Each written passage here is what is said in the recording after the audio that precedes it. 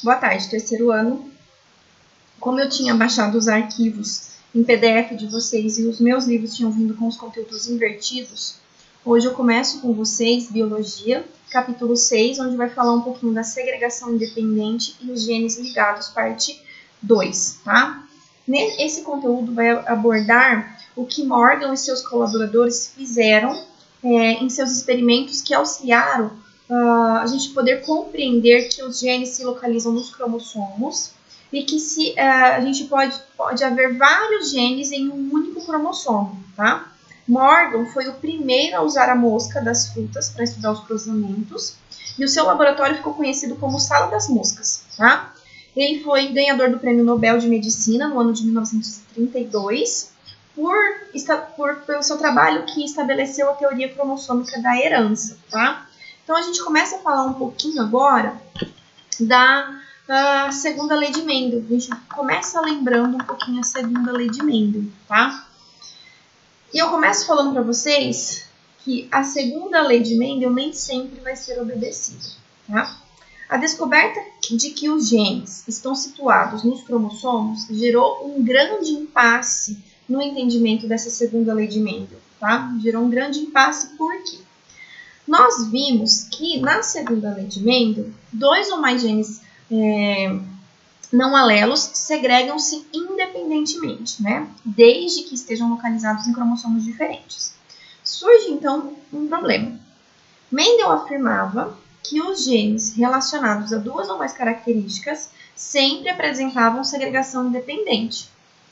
Mas, se isso fosse verdade, não haveria um cromossomo, então, teria que haver um cromossomo para cada gene, né? Imagina o número de cromossomos que existiria, né? Então, se existisse uma infinidade de genes, então a gente teria uma quantidade assombrosa de cromossomos dentro da célula. E isso não acontece, né? Então, existe poucos cromossomos no núcleo de uma célula e muitos genes. E aí a gente tem que concluir que em cada cromossomo existe uma infinidade de genes que são responsáveis por inúmeras características típicas para cada espécie, né? E esses genes presentes em um mesmo cromossomo estão ligados ou em linkage, que caminham juntos para a formação dos gametas. Então, a gente conclui que a segunda lei de Mendel nem sempre ela é obedecida, tá? A gente precisa saber que, para isso, os genes, basta que os genes estejam localizados no mesmo cromossomos, ou seja, que eles estejam em linkage, tá? Bom, vamos falar um pouquinho de linkage, então, que são os genes unidos nesse mesmo cromossomo.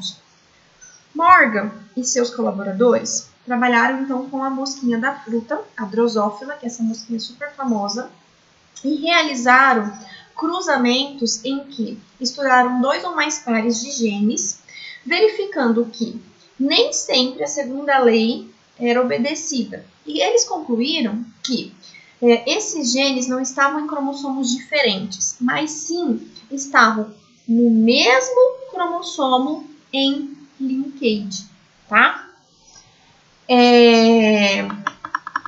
Um dos cruzamentos efetuados por Morgan em um dos seus experimentos foi o cruzamento de moscas selvagens do corpo cinza com asas longas e ele cruzou com os mutantes de corpo preto com asas curtas, que a gente chamou de asas vestigiais.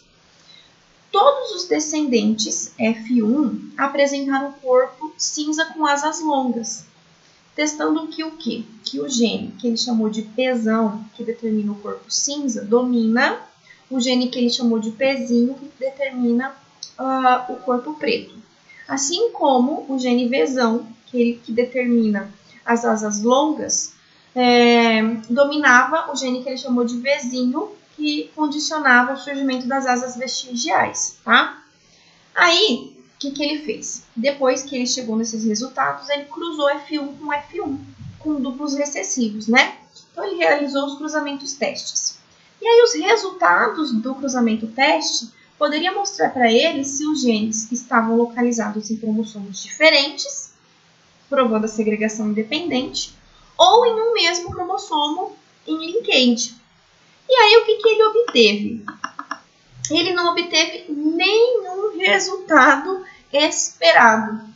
Por quê? A separação e a contagem dos descendentes em F1 representou o seguinte resultado. 41% das moscas tinham corpo cinza e asas longas.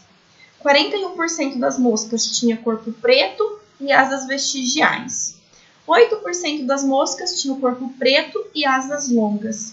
E 8% das moscas tinham corpo cinza e asas vestigiais. Então, quando ele analisou esse resultado, ele convenceu de que os genes Pzão e Vzão localizavam-se no mesmo cromossomo. Por quê? Se estivessem localizados em cromossomos diferentes, a proporção esperada teria que ser 1 para 1 para 1 para 1, né? No entanto, ainda existia uma dúvida. Como que a gente podia explicar a ocorrência dos fenótipos de corpo cinza e asas vestigiais e do corpo preto e asas longas?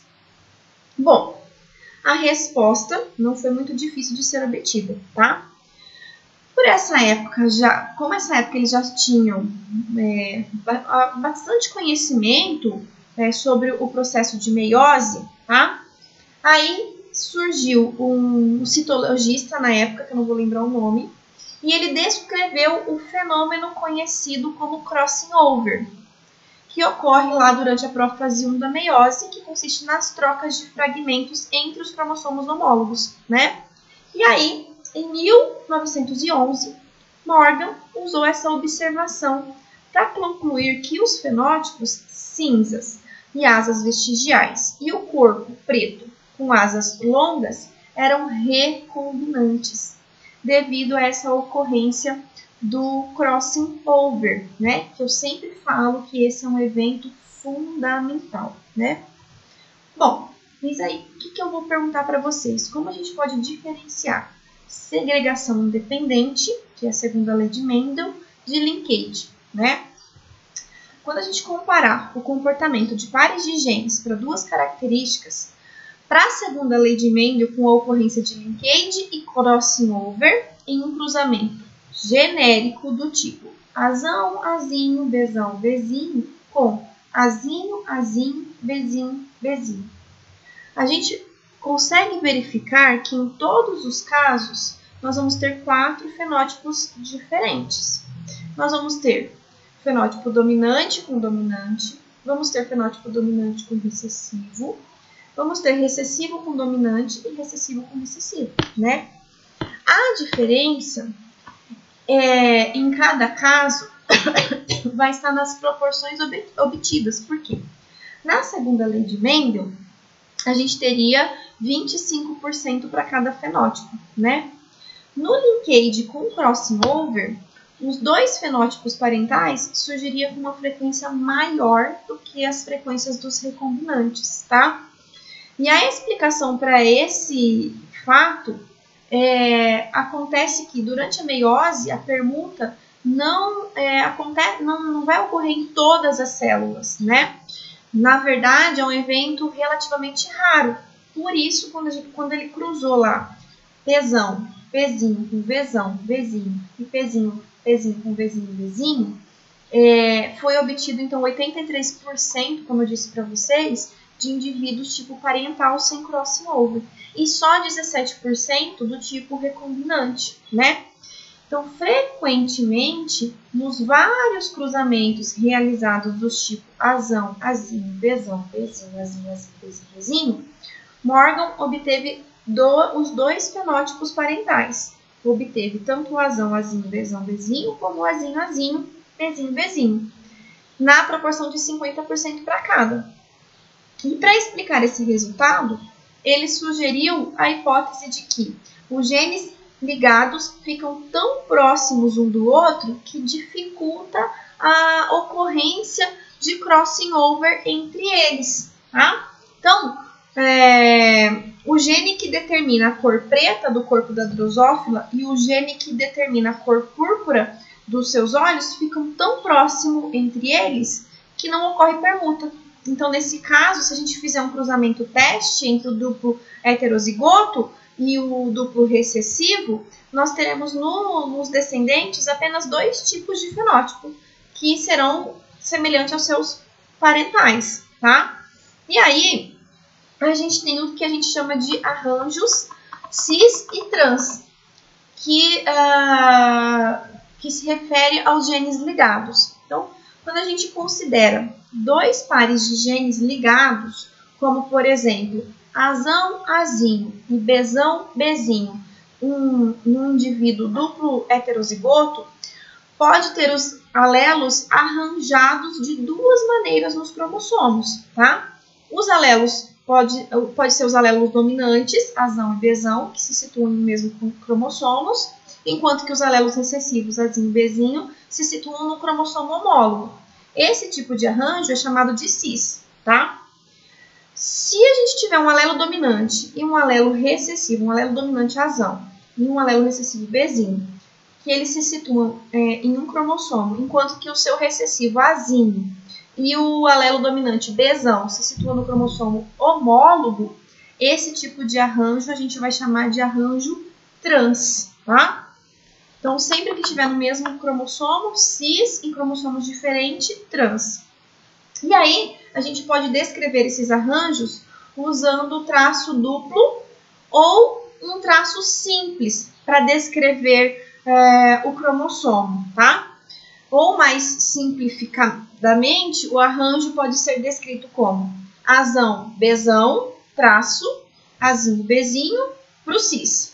Ou você pode colocar azão, bezinho, traço ou barra, azinho, bezão, para o trans, tá? Então, o arranjo cis-trans dos alelos no duplo heterozigoto pode ser facilmente identificado em um cruzamento teste. No caso dos machos de drosófila, se o arranjo for cis, pezão, vezão, barra, pezinho, vezinho, o duplo heterozigoto forma 50% dos gametas PV e 50% pezão, vezão, né? E 50% dos gametas pezinho, vezinho. Se o arranjo for trans, pezão, vezinho, traço, pezinho, vezão, o duplo heterozigoto então vai formar 50% dos gametas pezão, vezinho e 50% dos gametas pezinho, vezão. Nas fêmeas de drosófila, nas quais ocorre a permutação, o arranjo cis e trans, ele pode ser identificado pela frequência das classes dos gametas, tá? E as classes mais frequentes indicam as combinações parentais em mesmos frequentes de recombinantes. Isso é interessante vocês terem conhecimento, tá? Então, quando a gente fala em mapas cromossômicos, a gente tem que pensar em linkage, tá? A chance de ocorrer o crossing over entre 2 genes que estão em linkage é diretamente proporcional à distância existente entre eles, tá? Então, quanto maior for a distância, maior vai ser a probabilidade de permutação, tá? Então, Morgan e seus geneticistas propuseram, então, uma forma de medir a distância entre esses genes de um cromossomo. E não se trata de uma distância absoluta, como o comprimento de um objeto, mas de um valor relativo que seja útil para fazer o mapeamento genético, tá? E aí, o que ele estabeleceu aí? Foi estabelecido que para cada 1% da taxa de recombinação, a distância entre os 2 genes seria convencionada por uma unidade de recombinação, o R, tá? E essa unidade também é chamada de unidade de mapeamento cromossômico, que é o UMC, ou morganídeo, tá? Que é uma homenagem a Morgan, tá? Então, assim, se uma célula apresentar uma taxa de combinação de cerca de 30% entre os genes azão e bezão, a distância entre elas será de 30 unidades de recombinação, 30 unidades recombinantes, tá? Bom, deixa eu ver o que mais que eu tinha para falar para vocês dessa parte de linkage.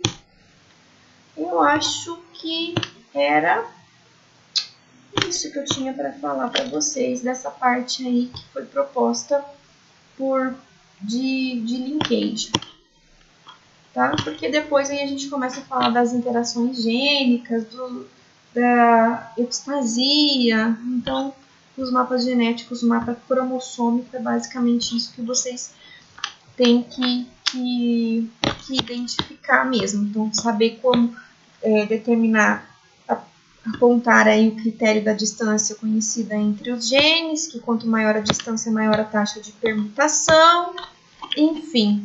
Era isso que eu tinha para explicar para vocês. Agora, vocês vão fazer para mim o resumo dessa aula, então quero que vocês me postem para mim o resuminho dessa aula, me mandem as dúvidas de vocês e façam o módulo 49 referente aos mapas cromossômicos, que são os exercícios de aplicação, tá?